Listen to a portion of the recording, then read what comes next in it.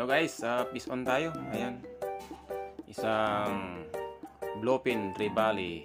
Ayan, nakahuli yung red head natin na sinking minnow. Ayan. Yes guys. So, paminsan-minsan lang nakahuli dito sa Kabarsikan Baknutan. Ayan. Sarap yan, isigang.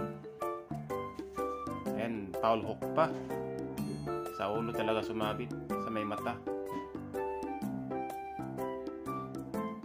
Ayan, log-log natin sa tubig guys. Ayan. Ayan, buhay na buhay. Live na live. Alright. Nakakatuwa talaga pag